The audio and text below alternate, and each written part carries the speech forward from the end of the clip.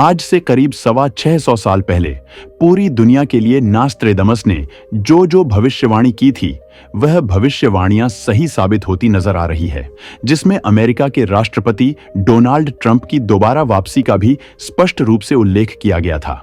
Donald Trump ने democratic party की उम्मीदवार और उपराष्ट्रपति कमला हैरिस को हराकर दूसरी बार जीत हासिल की। इस जीत के बाद एक बार फिर पूरी दुनिया का ध्यान फ्रांस के महान भविष्यवक्ता नास्त्रेदमस की भविष्यवाणियों पर चला गया है, जिन्होंने भारत और तृतीय विश्व युद्ध के बारे में स्पष्ट तौर पर भविष्यवाणी की थी। सन 1503 में नास्त्रेदमस द्वारा लिखी गई भविष्यवाणियों को 1555 में द प्रोफेसीज लेस प्रोफेसीज नाम से किताब प्रकाशित हुई थी, जिसमें उन्होंने भारत सहित देश दुनिया के बारे में कई भविष्यवाणियां की थीं। इनमें से काफी भविष्यवाणियां सच भी हो चुकी हैं। आइए एक नजर डालते हैं नास्त्रेदमस की कौन सी भविष्यवाणी को ट्रंप से जोड़ा जा रहा है और भारत के लिए नास्त्रेदमस ने कौन सी बड़ी भविष्यवाणियां की है।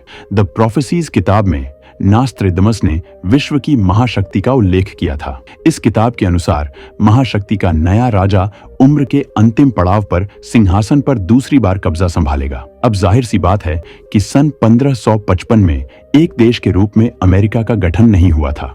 अमेरिका का गठन 1776 में हुआ था, लेकिन नास्त्रेदमस की भविष्यवाणी में महाशक्ति का जिक्र किया गया है और वर्तमान समय के अनुसार अमेरिका महाशक्ति देशों में से एक है। वहीं अमेरिका में हाल में चुनाव भी हुए हैं, जिसमें ट्रंप की उम्र वर्तमान में 78 साल है।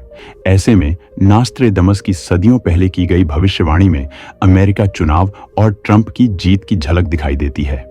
नास्त्रेदमस ने अपनी भविष्यवाणियों की किताब में भौगोलिक संकेत देते हुए भारत की बात की है।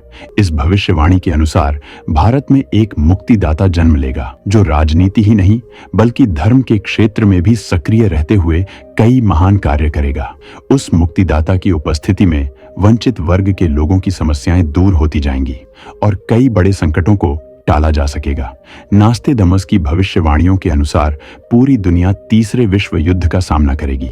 दुनिया के कई देशों के बीच ऐसी स्थितियां उत्पन्न हो जाएंगी जिससे कि तीसरे विश्व युद्ध की स्थिति बन जाएंगी। इस विश्व युद्ध में कई महाशक्तियां भाग लेंगी।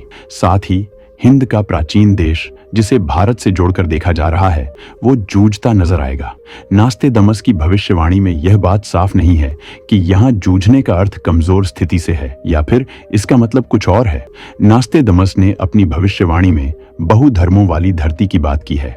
इस भविष्यवाणी के अनुसार देखें, भारत में विश्व के सबसे ज्यादा धर्मों के लोग रहते हैं। इसके अलावा भारत में धर्म का विषय कई बार हिंसक रूप भी लेता रहा है।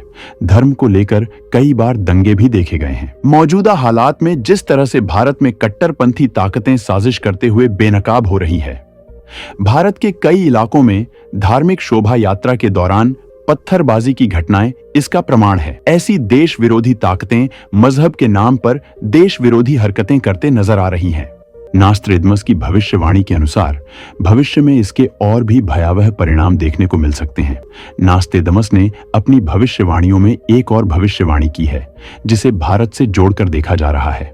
इस भविष्यवाणी के अनुसार दुनिया का ऐसा प्राचीन देश जो विभिन्न ऋतुओं के आगमन के लिए प्रसिद्ध है, जहां पवित्र नदियां बहती हैं, वहां मौसम का संतुलन बिगड़ जाएगा। गर्मी का प्रकोप इतना बढ़ेगा कि धरती तपती हुई नजर आएगी। वहीं ठंड के मौसम में हड्डियां कप कंपाने वाली सर्द हवा चलेगी। मनुष्य धूप देखने को तरस जाएंगे।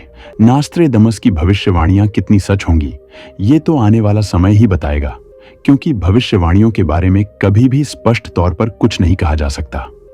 केवल कुछ संकेतों से जोड़कर ही भविष्यवाणियों को विभिन्न घटनाओं से जोड़ा जाता है। देश दुनिया से जुड़ी ऐसी अनेक खबरों को जानने समझने के लिए कृपया राष्ट्रबोध को सब्सक्राइब करें। Bureau report, राष्ट्रबोध।